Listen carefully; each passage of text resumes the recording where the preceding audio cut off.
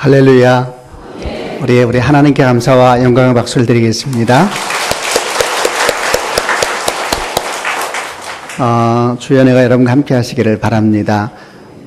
창조주 하나님이라는 제목으로 이제 어제부터 좀 말씀을 나누고 있는데 세 번째 시간입니다. 첫날부터 여섯째 날까지 만드신 창조의 얘기를 저희가 묵상을 하면서 소망하는 것은 그 창조의 역사가 다시 우리 가운데 또 교회 가운데 일어나기를 소망하는 마음으로 묵상을 하고 있습니다.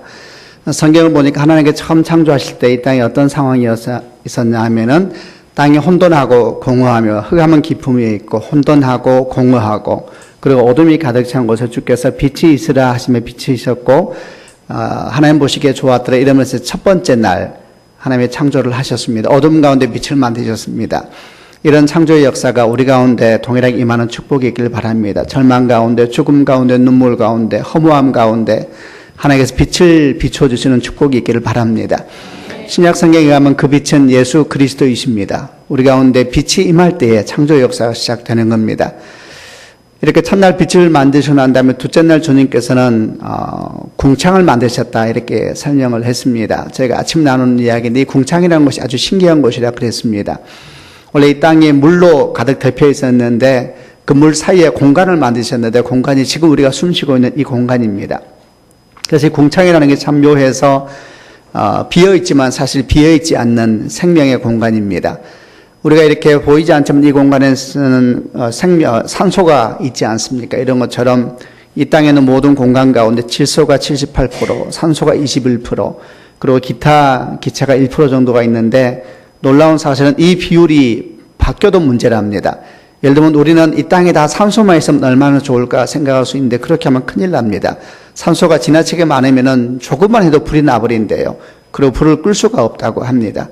또 반대로 산소가 비율이 좀 떨어지게 되면 숨 쉬는데 문제가 생기는데 21%라고 하는 퍼센테이지가 아주 놀라운 하나님의 퍼센테이지입니다. 그래서 공간을 만드셔서 숨쉬게 하셨다. 이렇게 이제 둘째 날 궁창이라는 걸 만드셨습니다.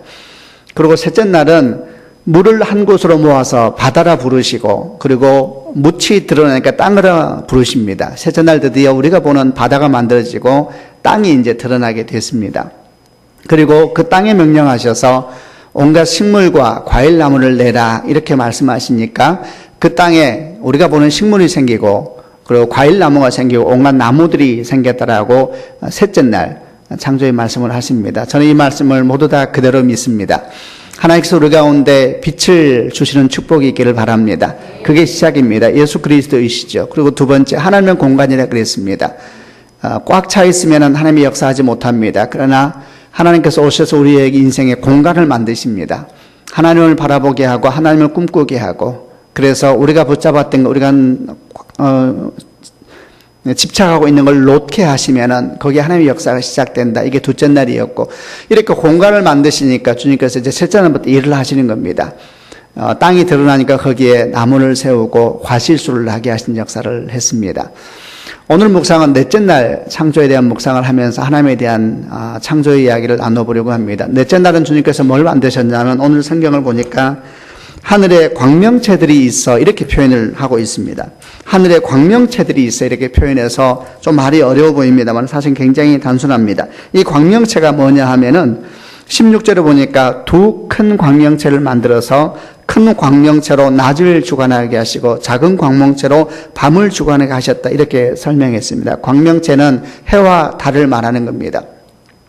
해와 달이 우리에게 빛을 비춰주지 않습니까? 해와 달을 주께서 만드셔서 해는 낮을 주관하게 하고 달은 밤에 빛나게 하고 그리고 또 16절 보니까 별들을 만드셨다 이렇게 말씀하십니다. 그리고 그것을 궁창 하늘에 있게 하시고 그로 말미암아 해와 달과 별들로 말미암아 낮과 밤을 나누고 그리고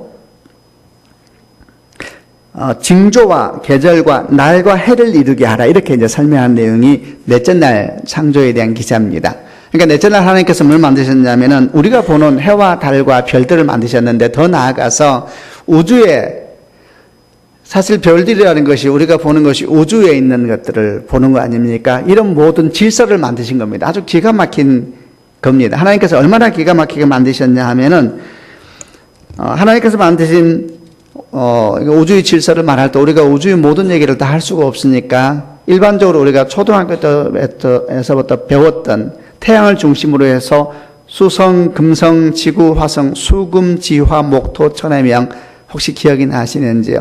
태양을 주변으로 해서 쭉 행성들이 지구보다 크기도 하고 작기도 한 행성들이 태양의 한가운데 있다면은 행성들이 쭉 이렇게 순서에 따라서 8개가 자리하고 있는데 이것을 태양계라고 이야기를 합니다. 넷째 날 하나님께서 태양계를 중심으로 한 우주를 만들었다는 겁니다.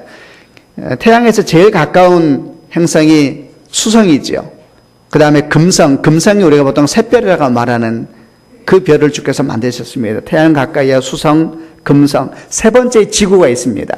그리고 네 번째 화성이 있고, 요새 우주선을 보내서 화성 탐사한다 이런 얘기를 자주 하지 않습니까? 네 번째 화성이 있고, 다섯 번째는 목성, 토성, 그리고 천왕성, 해왕성, 명왕성이 있는데 요즘에는 명왕성은 태양계에서 빠져서 8개로 수금지와 목토, 천 이렇게 8개가 태양계를 이루면서 돌고 있는데 아주 이게 기가 막힙니다. 얼마나 기가 막히게 만드셨냐 하면은 지금 우리가 지구에 살고 있는데 이 지구가 움직이고 있다는 것은 아시지요? 지구가 스스로 돌고 있습니다. 그걸 자전이라 그럽니다. 스스로 돌기 때문에 낮과 밤이 생기는 거거든요. 스스로 돌 뿐만 아니라 스스로 돌면서 이걸 자전이라고 말했습니다. 돌면서 또 태양 주위를 돌고 있습니다. 스스로 돌면서 태양 주위를 막 달려가는 그런 행성에 지금 저희가 살고 있는 겁니다. 그러니까 굳이 말하자면 어느 정도냐면 저희가 엄청나게 빠른 비행 물체를 지금 타고 있는 것인데 이 비행 물체에는 70억 명이 살고 있습니다. 지구 인구가 70억이거든요. 70억이 타고 있는 엄청나게 빠른 비행 물체인데 얼마나 빠르냐면 초속 30km로 날아가고 있대요, 지금. 초속 30km면 얼마나 빠르냐면 서울과 부산을 13초 만에 굉장히 빠른 속도로 지금 이 지구가 날아가고 있는데 우리는 거기에 타고 있는 겁니다. 근데 안 느껴지죠. 근데 날아갈 뿐만 아니라 자기 혼자 돈다 그랬습니다. 얼마나 빨리 도냐 하면은 시속 1667km로 분당 28km로 스스로 막 도는 거예요. 생각해 보세요. 스스로 막 돌면서 초속 30km로 달리고 있는 엄청나게 큰 행성에 우리가 지금 타 있는 겁니다. 근데 여러분 아무도 머리 아프지 않죠? 이게 하나님의 창조입니다. 기가 막힌 겁니다, 여러분. 왜냐하면 우리는 동그란 행성에 살고 있거든, 지금 다요. 그리고 스스로 돌면서 막 태양주위를 돌고 있는데 하나님께서 얼마나 기가 막히게 만드셨는지 엄청나게 빠른 비행물체를 타고 있는데 우리가 아무도 머리 아프지 않습니다.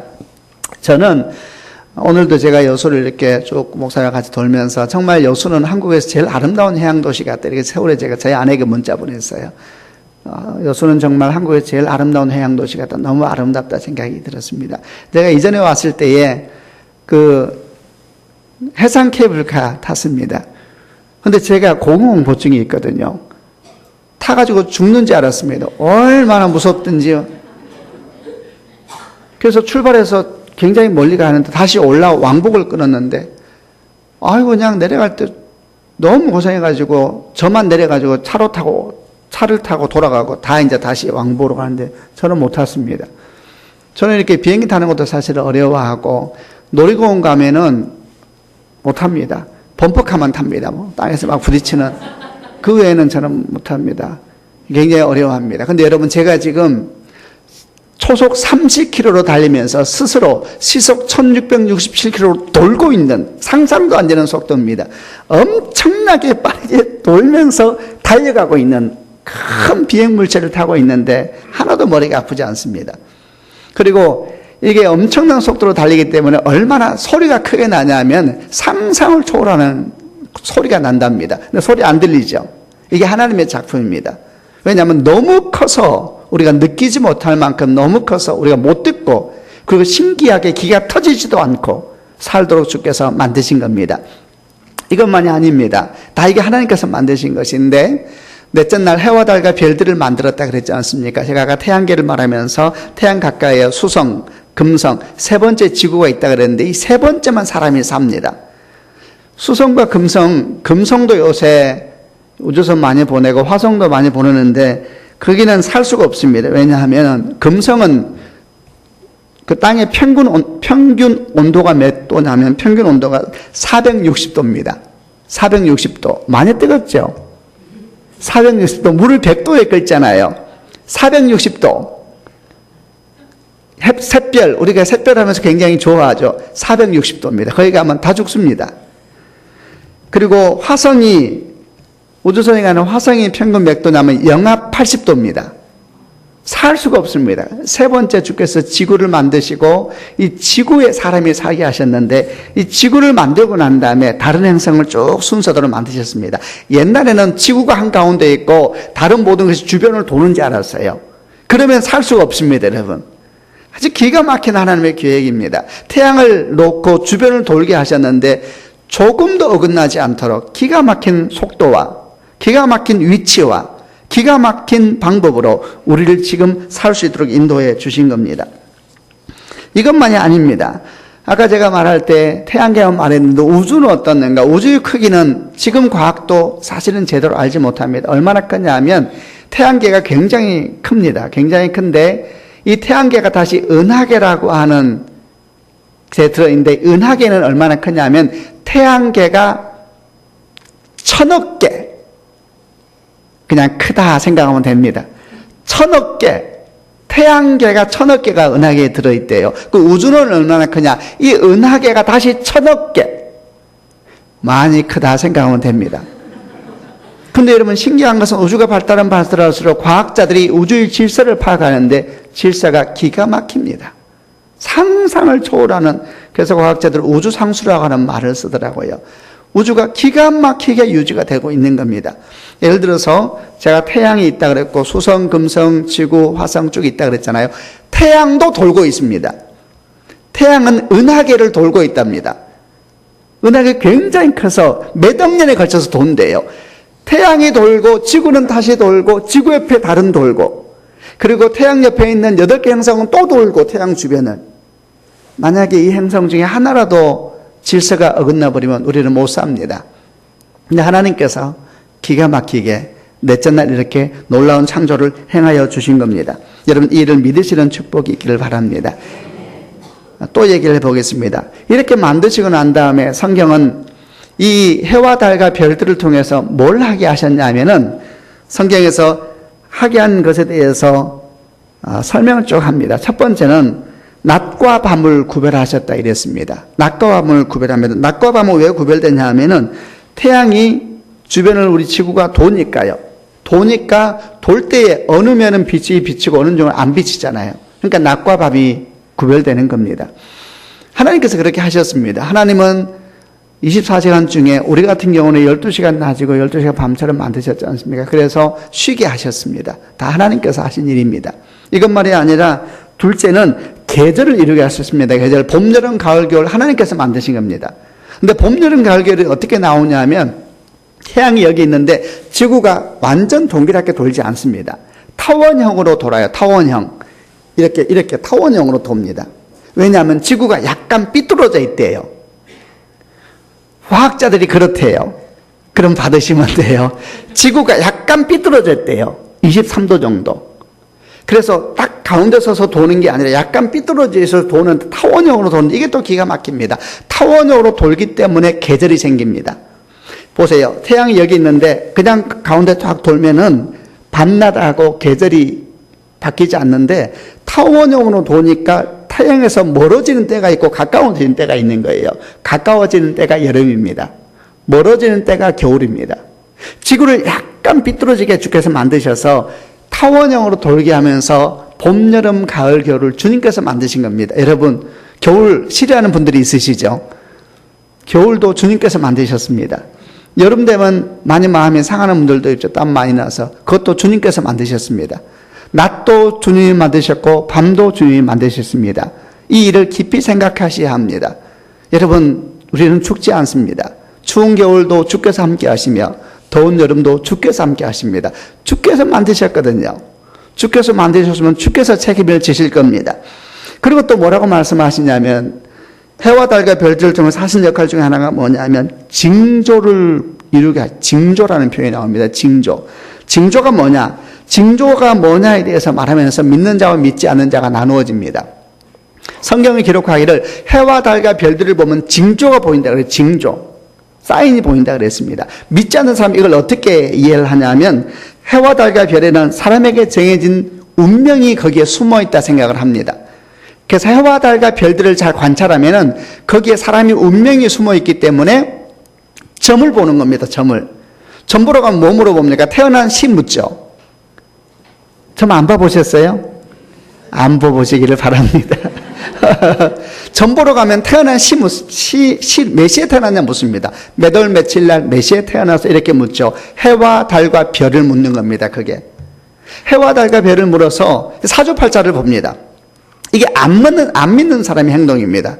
여러분, 점 보는 것은 성령께서 역사할 때 큰 방해거리가 됩니다. 장난이라도 점 보지 않는 축복이 있기를 바랍니다. 궁합은 점이 아니지 않느냐? 궁합도 점입니다. 그런 거 보면 안 됩니다. 사주팔자 그런 거 보면 안 됩니다.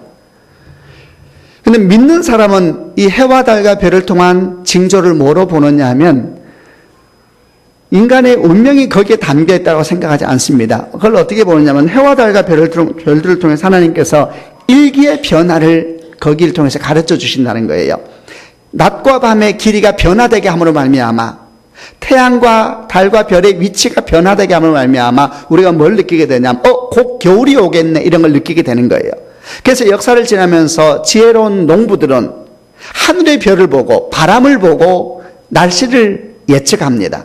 여러분 이게 이상한 게 아니고 하나님께서 그렇게 하신 겁니다. 그래서 여러분 잘 아는 것처럼 입춘, 우수, 경칩, 춘분 24절기가 있잖아요. 거기에 따라 농사를 짓지 않습니까? 사실 이런 절기를 몰라도 때가 되면 씨를 뿌리고 때가 되면은 거두고 다시 이렇게 하는 일들을 지혜롭게 어른들이 하지 않습니까? 어떻게 아느냐 하면 태양의 길이를 보고 아는 겁니다.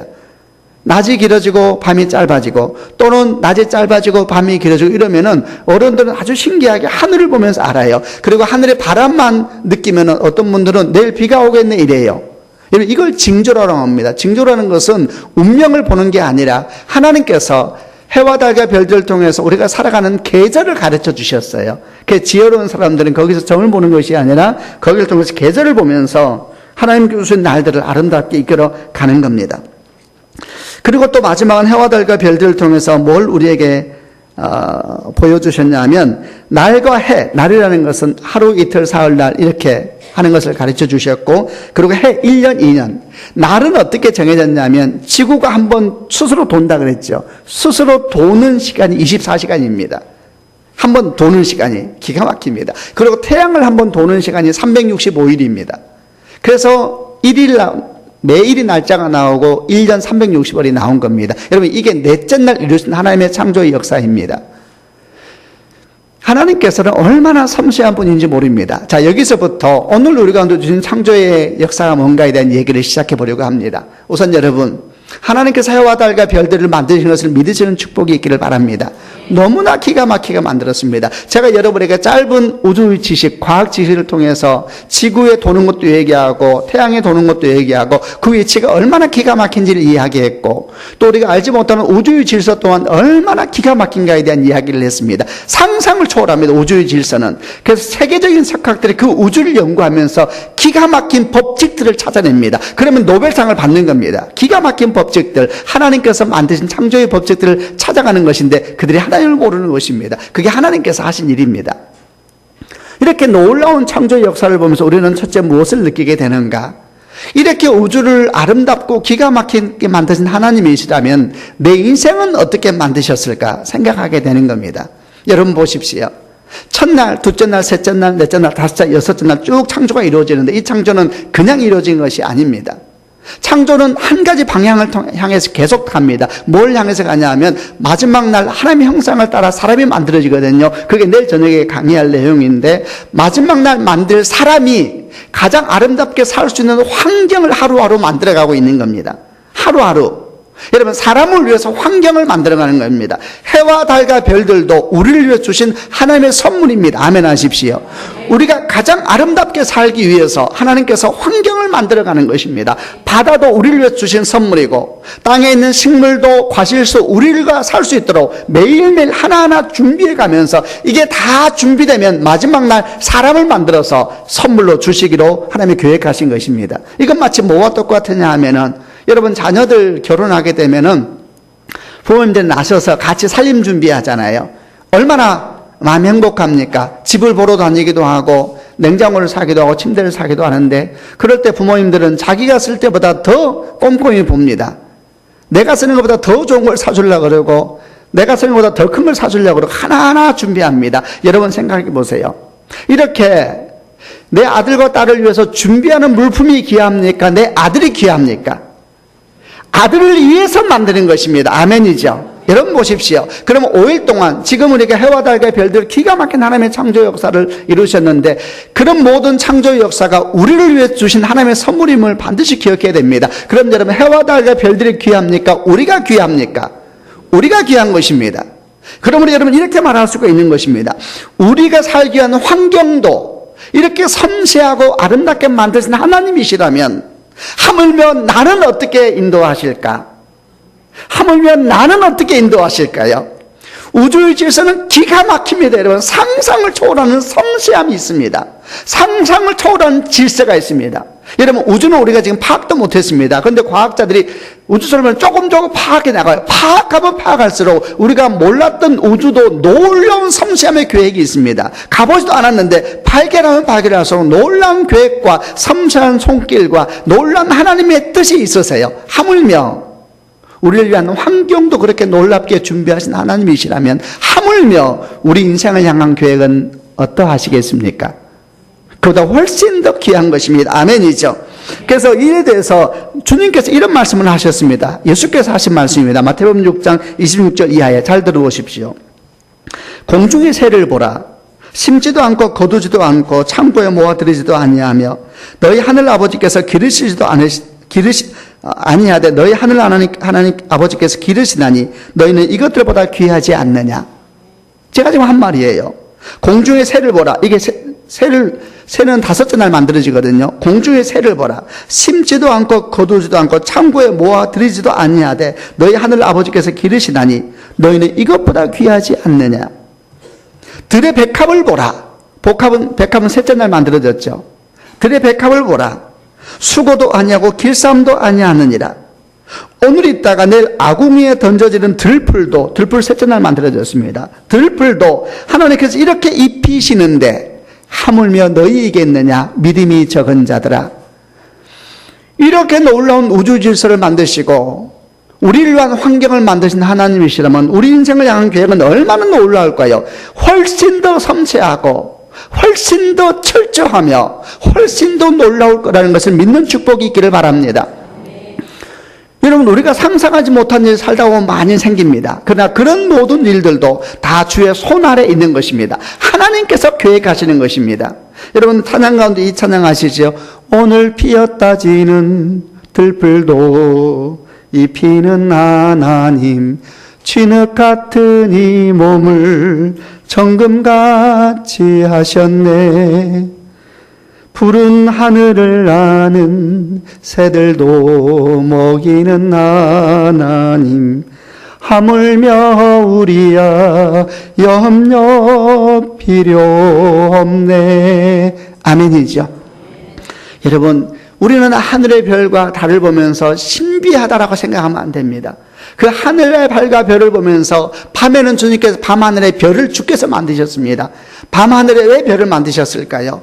그냥 낮과 밤을 나누면 돼요. 그런데 왜 밤에 하늘의 별을 만드셨을까요?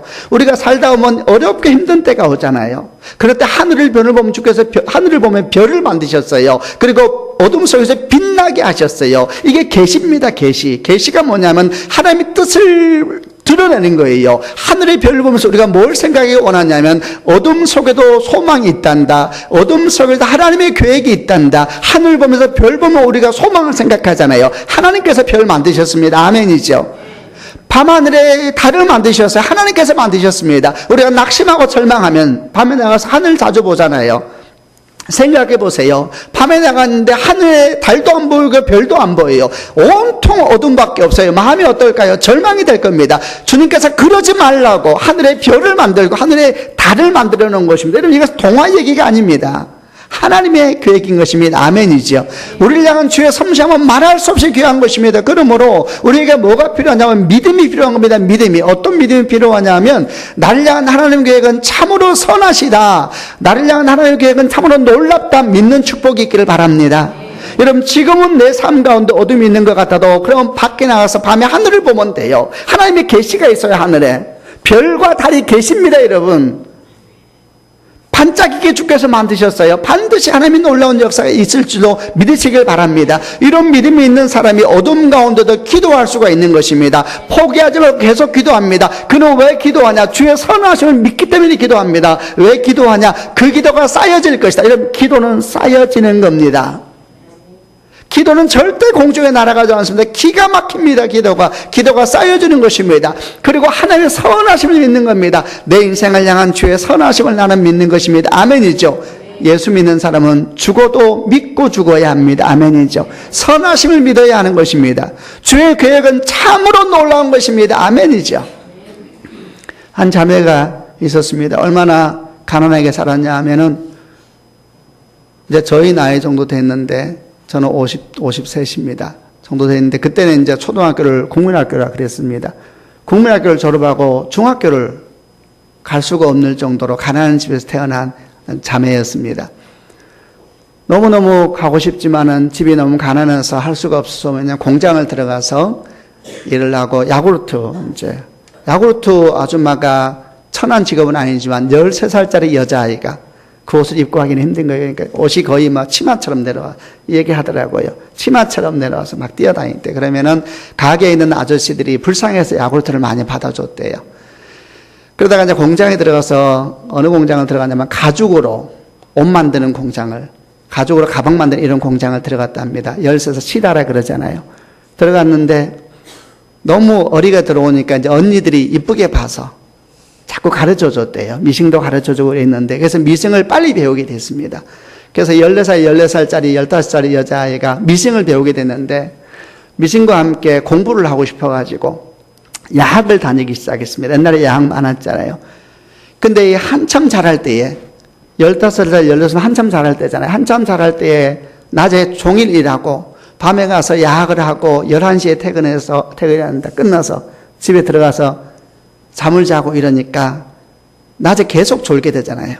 근데 더 문제는 뭐냐면 이 집이 너무 가난하니까, 여러분 알다시피 가난한 집은 싸움도 많습니다. 여러분, 가난은 어려운 겁니다. 가난한 집은 싸움도 많고 가난한 집 애들은 공부도 못해요. 여러분, 이것을 절망스럽게 듣지 마시길 바랍니다. 하나님은 모든 걸 바꾸십니다. 아멘 하십시오. 그래서 이 자매가 집에 있는 특혜까지 일하고 들어가면은 엄마 아빠가 맨날 싸우는 거예요. 돈이 없으니까. 맨날 싸우고, 그래서 이 자매가 어떻게 하냐면 방 하나짜리인데 맨날 싸우고 그러니까 교회 다니는 자매였거든요. 그래서 교회를 가서 교회에서 밤을 새며 기도합니다. 할 게 없으니까. 원래 여러분, 기도는 할 것이 없어도 할 것이 없을 때 하는 것이 기도이기도 합니다. 다 아시잖아요. 방법이 있으면 기도 안 하잖아요. 방법이 없는 거예요. 그렇게 이제 교회에서 기도하다가 잠을 자고 나가서 또 미싱을 하면 졸음이 오겠어요, 안 오겠어요? 한참 자랄 때가 졸리니까. 그러면 어떻게 되냐면, 이게 미싱이 반자동인데 발로 누르면 두루룩 나가는데 조는 거예요. 그러면 안 되거든요. 손과 이 가죽과 함께 손이 밀려가서 이 지붕틀이 손을 뚫어버리잖아요. 두루룩 하는데 여자애가 그러니까 손이 가서 이제 바늘을 뚫어버리는 거예요. 얼마나 아프겠어요. 그럼 제가 물었어요. 얼마나 아팠냐 그러니까 이런 얘기를 하더라고요. 손가락을 바늘에 뚫고 지나는 게 아픈 게 아니래요. 그래도 울면 안 된대. 울면 반장을 가서 막 뭐라 해서 손톱을 뚫고 지나가고 화장실 가서 손을 빨면서 울었대요. 울면 안 되니까. 근데 이제 집에 와서 맨날 엄마 아빠가 싸우니까 이 자매가 이제 할 수가 없어서 교회에 계속 가서, 옛날에는 교회가, 지금은 너무 좋았지만 옛날에는 교회가 빨간 카페트 또는 초록 카페트 이렇게 되어 있었는데, 빨간 카페트는 평신도가 못 올라왔던 거 아세요? 예수의 피라 그래서 밑에는 전도자까지 올라가고 위는 담임 목사님 올라가고 그랬거든요. 근데 이제 이 자매가 모르니까 그때는 통금도 있었는데 밤새 와서 빨간 카페트 앉아서 웃는 거예요, 하나님 앞에. 밤새 와서 이제 뭐 갈 데가 없으니까 오는데, 그때 이 자매가 눈물로 2년 동안 기도를 했다면, 이 자매는 사실 할 수 있는 기도밖에 없어서 열심히 기도하면서 했답니다. 그리고 2년 동안 기도했는데, 원래 기도하는 사람은 잊어버립니다, 기도한 걸. 근데 신기한 일이 지난 한 20년 정도 그렇게 지나갔습니다, 세월이. 이 자매가 중학교, 고등학교 그 어린 나이에 거의 2년을 밤마다 교회 가서 울면서 기도했는데 본인은 기도 제목을 다 잊어버렸어요.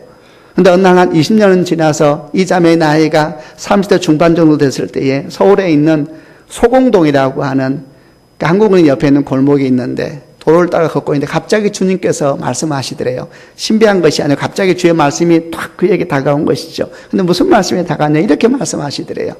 내 사랑하는 딸아, 내 사랑하는 딸아, 네가 20여 년 전에 내게 했던 기도를 기억하느냐. 그래서 우선 여러분 믿고 들으시길 바랍니다. 저는 이상한 목사 아닙니다. 내 사랑하는 딸아, 내 사랑하는 딸아, 네가 20년 전에 내게 한 기도를 기억하느냐. 그 생각이 정말 말씀처럼 쑥 다가오더래요. 이 자매가 너무 놀랐습니다.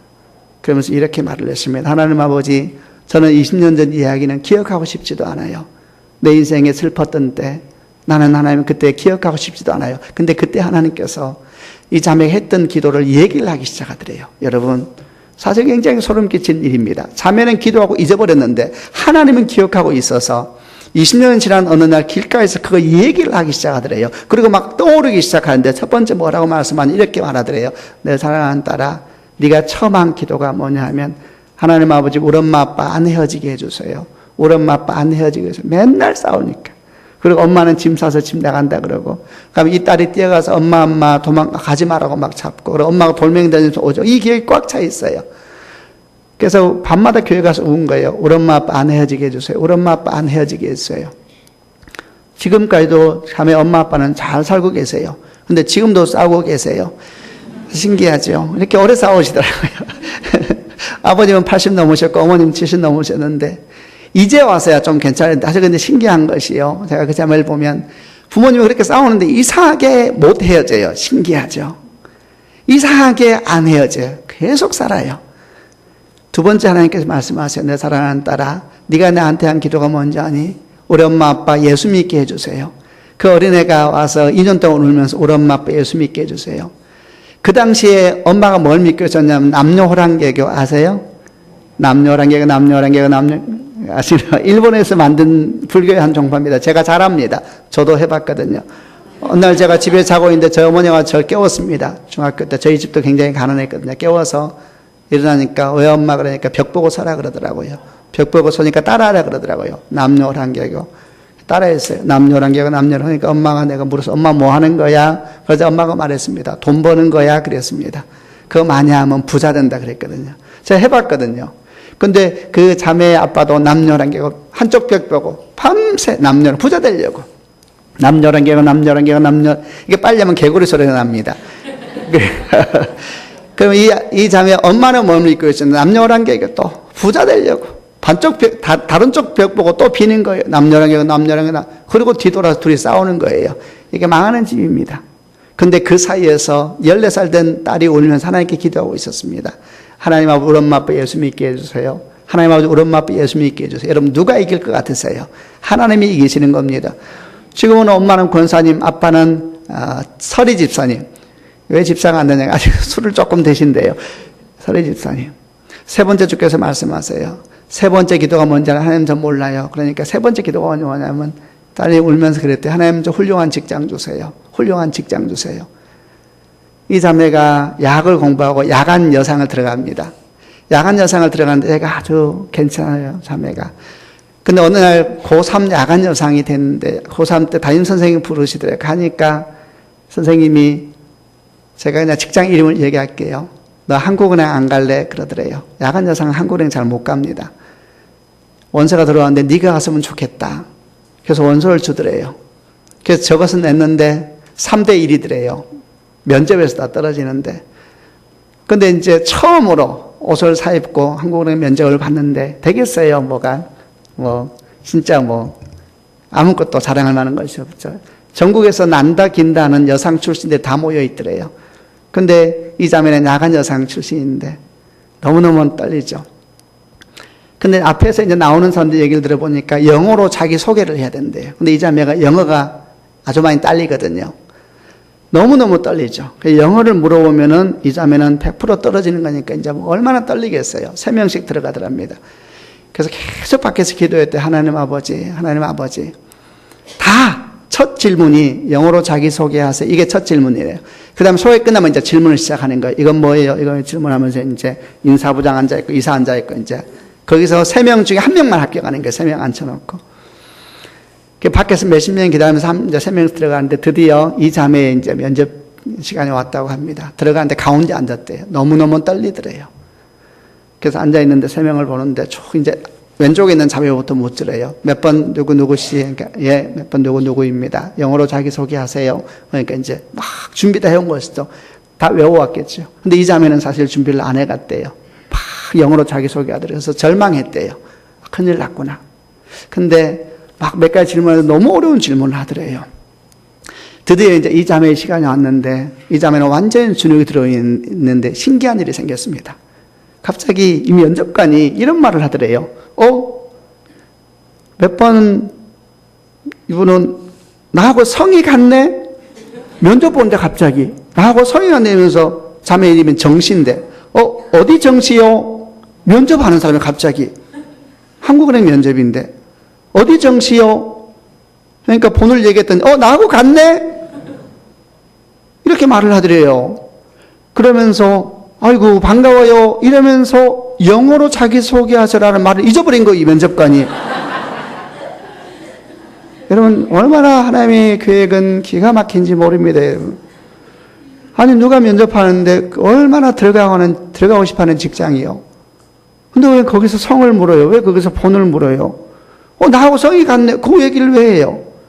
그러면서 영어로 자기소개 잊어버리고 그 다음 질문을 받으러 가는데 그 다음 질문이 또 기가 막히더래요. 너무나 쉬운 질문 하더래요. 이렇게 질문하더래요. 그래요. 나하고 성도 같은데 최근에 읽은 책 중에 아주 감동 있게 읽은 책이 뭐예요? 이 질문이 제일 쉬운 겁니다. 최근이 언제예요? 아무 책이나 말하면 되는 겁니다. 근데 최근에 읽은 책 중에 감동 읽은 책이 뭐예요? 그러자 이 자매가 굉장히 착합니다. 갑자기 뭐가 생각나냐면 교회에서 교회 화장실에서 읽은 소책자가 생각나더래요. 소책자 제목이 뭐냐면 사람을 낚는 어부라는 소책자였습니다.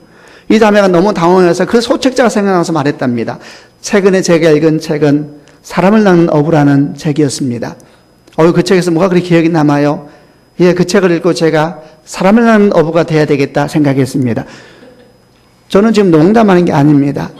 한국은행 면접시험이에요. 이게 말이 됩니까, 여러분? 사람을 낚는 어부라는 책을 읽고 사람을 낚는 어부가 돼야 되겠다 생각했습니다. 근데 웃더래요, 앞에 있는 사람이. 아, 그래요? 그리고 바로 다음 사람 넘어가더래요.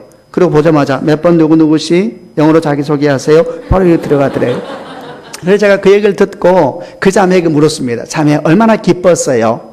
그러자 이 자매가 이렇게 말을 했습니다. 목사님 하나도 기쁘지 않았어요. 이렇게 생각했대요. 나오면서 나는 야간 상고라고 질문도 안 하는구나. 나는 야간 여상이라고 묻지도 않는구나.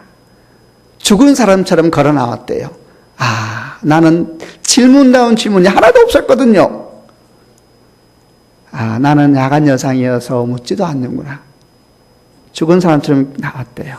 결론은 좌우에 둘 다 떨어지고 이 자매만 합격합니다. 네 번째 기도 제가 뭐 했는지 아세요? 하나님 아버지 우리 집 월세에서 전세로 바꿔주세요. 월세 내는 날만 되면은 엄마 아빠가 싸우는 거예요. 돈 있니 없니? 나가 죽어라. 뭐 이런 소리를 지르고 막 서로. 월세 날만 되면 그러니까 이 자매가 월세 전세로 바꿔주셔서 눈물로 기도하는데 또 기가 막힌 일이 생겼습니다. 이 자매가 한국은행 들어가자 한국은행 내규가 바뀌어버립니다. 그 전까지는 남자들만 직원주택자금대출이라고 은행 다신 분은 혹시 지금도 있는지 모르겠는데 옛날에 무이자로 자기 은행 직원들에게 몇 천만을 무이자로 빌려줬습니다. 전세 얻으라고. 근데 그게 남자 행원한테만 줬던 금액이에요. 근데 갑자기 이 자매가 들어가자 내규가 바뀌어버리면서 여자 행원도 주는 곳으로 바뀌어버립니다. 그 돈을 바로 빌려서 월세가 전세로 됐습니다. 제가 그 말 듣고 막 웃었어요. 기도를 잘하지. 집 달라고 그래야지. 그러니까 집을 안 주고 계속 월세겠네. 내가 우스갯소리로 그랬습니다. 마지막 5번째 기도가 뭔지 해서 하나님께서 말씀하셔서 네가 5번째 기도를 뭐 했는지 아는 하나님 저 몰라요. 5번째 이렇게 기도했대요. 저한테 훌륭한 남편 주세요. 제가 웃었어요. 아니 그 순간에 남자 생각이 났느냐. 그게 아니고 아버지가 너무 소리를 지르니까 아버지가 너무 술을 먹고 이렇게 좀 무서운 분이셨어요. 술 드시면 막 칼도 드시고 막 슬픈 일이에요. 그러니까 이 자매가 하나님 울면서 하나님 훌륭한 남편 주세요. 술 좀 안 먹고 담배 좀 안 피고 제발 소리 좀 안 지르는 훌륭한 남편 주세요. 눈물 흘려요. 2년 동안 기도하고 그는 잊었습니다. 근데 하나님께 다 기억하시고 남편을 만나게 했는데 술, 담배 하나도 안 하고 얼마나 사람이 괜찮은지 몰라요. 저희 아내 이야기예요. 여러분, 저는 상고를 나왔습니다. 상고를 나고 제가 야간대학을 갔는데 집이 너무 가난해서 상고를 들어가니까 돈을 벌더라고요. 그래서 제가 돈을 벌자마자 처음 한 게 술을 먹기 시작했습니다. 술도 담배도 했습니다. 어느 날 제가 여자친구 한 명 소개받았습니다. 한국은행 다닌다 그러더라고요. 그래서 직장이 좋아서 만났습니다. 근데 이 여자가 저한테 어느 날 자기의 소원이 있대요. 자기 남편이 술 안 먹고 담배 안 피는 거래요. 속으로 저는 웃었습니다. 남자가 술을 안 먹으면 되나? 그리고 언제나처럼 술을 먹는데 이 여자가 저를 안 떠나더라고요. 근데 어느 날 제가 술을 좀 많이 먹고 종로 거리에 좀 누워 있었습니다. 눈을 뜨니까 밤 12시가 넘어가는데 그때 제 옆에 한 여자가 쭈그리고 앉아서 술 취해 넘어 있는 저 옆을 지키고 있었습니다. 놀랍죠. 지금의 제 아내입니다. 근데 제가 눈을 뜨는데 갑자기 성령이 저한테 임하셨습니다.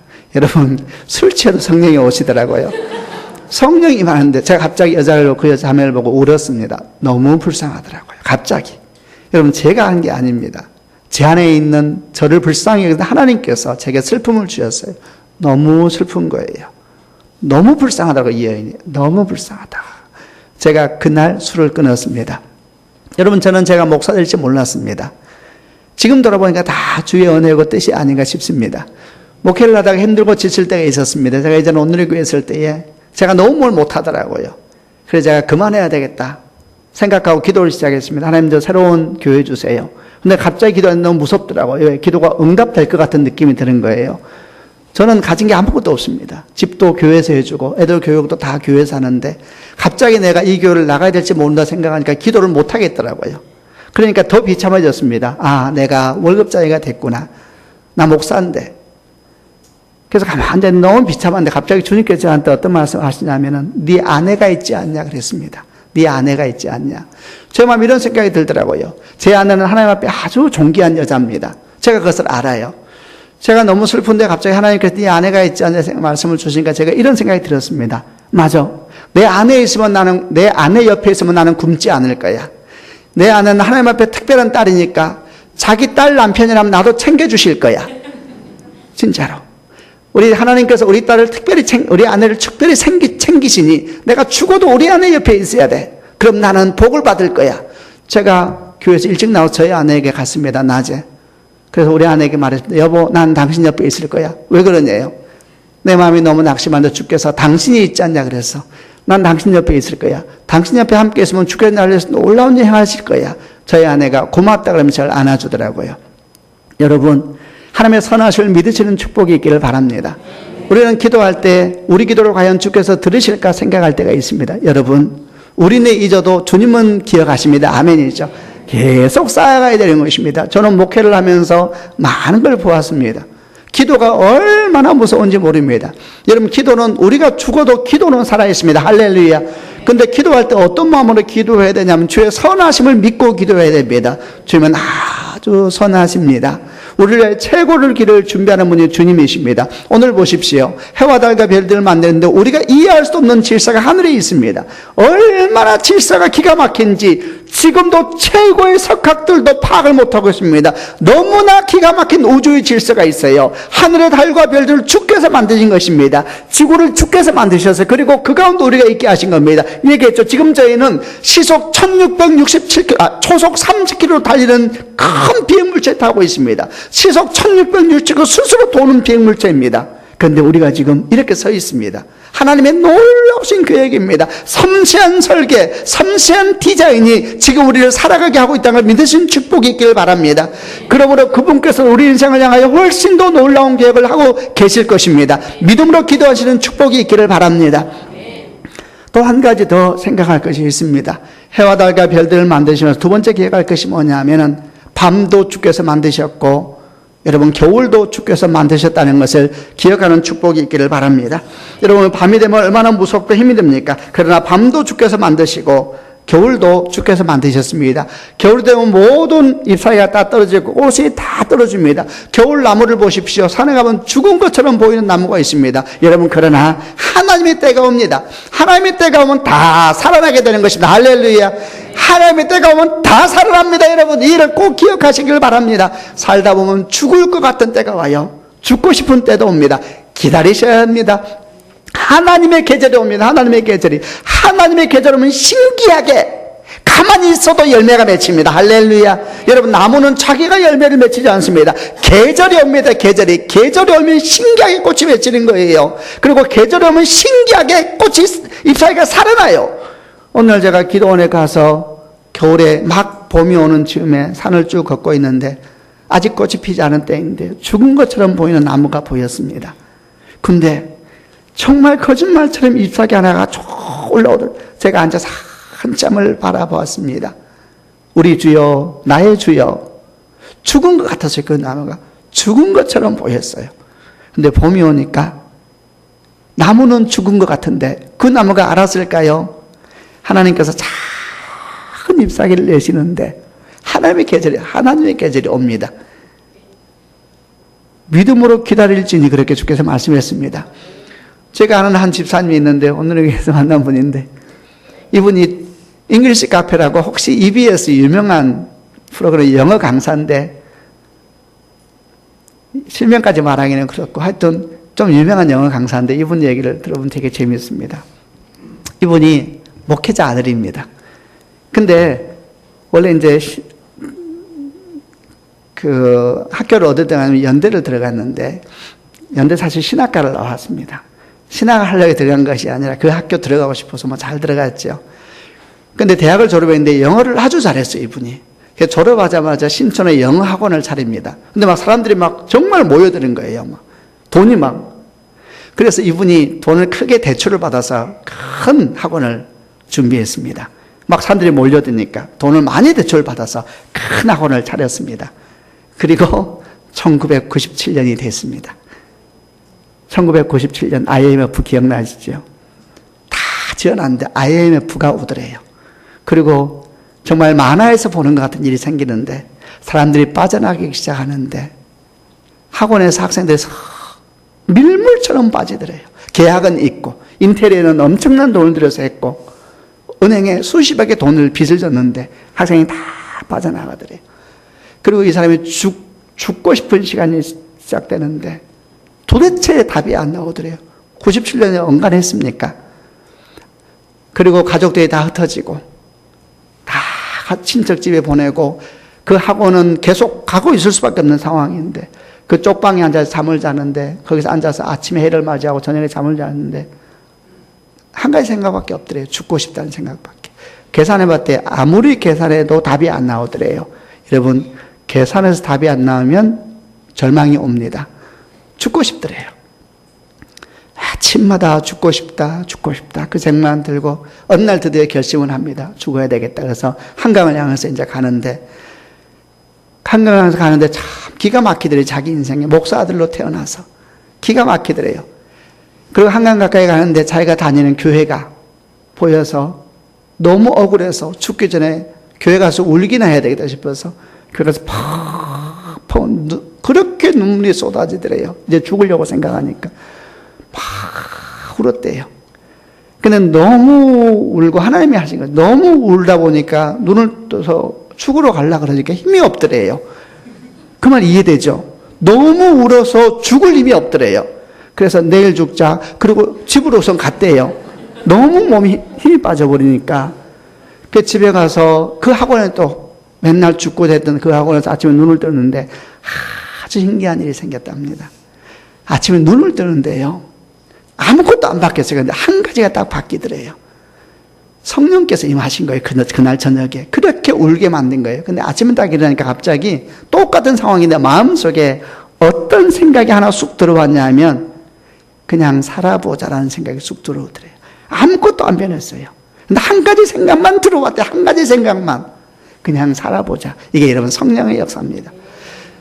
세상이 우리를 주장할 때는 죽고 싶다는 마음밖에 안 들어요. 계산이 안 나와요, 계산이. 매일 마음속에 죽고 싶다, 죽으면 끝나겠지, 죽으면 끝나겠지 이 생각밖에 안 되면 죽으면 안 끝납니다. 그런데 성령이 임하니까 한 가지 생각이 쑥 들어오더래요. 그냥 살아보자. 그래서 이번에 뭐라고 말하냐면 그래서 그냥 살았답니다. 그냥 살았대요. 계산이 안 나와, 계산이 안 나와. 뭘 해도 계산이 안 나와. 그냥 살았대요. 여러분, 계산이 안 나오면 그냥 사는 겁니다. 근데 이분이 뭐라 하는지 아세요? 그냥 살았대요. 근데 어느 날 돌아보니 빚이 다 없어졌더래요. 그리고 이분이 잉글리시 카피라는 방송에 나가서 유명해져 버렸어요. 아주 유명해요. 지금 많이 안 알려졌는데 그분이 굉장히 유명한 사람이 됐어요. 한순간에 빚이 다 없어질 뿐만 아니라 지금은 그분 안수받아서 목사하고 있어요. 여러분, 하나님의 계획이 얼마나 놀라운지 모릅니다. 기억하시길 바랍니다. 밤에도 주께서 일하십니다. 겨울에도 주께서 일하십니다. 성령의 역사는 여러분 다른 게 아닙니다. 우리 마음과 하나님의 소망을 쑥 집어넣어 주세요. 뭐하고 똑같아요? 밤에 별을 만든 것과 똑같은 것입니다. 그러므로 여러분, 힘들고 지칠 때는 밖에 나가서 하늘의 별을 보면서 하나님을 묵상하고 기도하는 축복이 있기를 바랍니다. 그런 마음 가운데 신기한 일이 생깁니다. 그리고 기도하세요, 기도.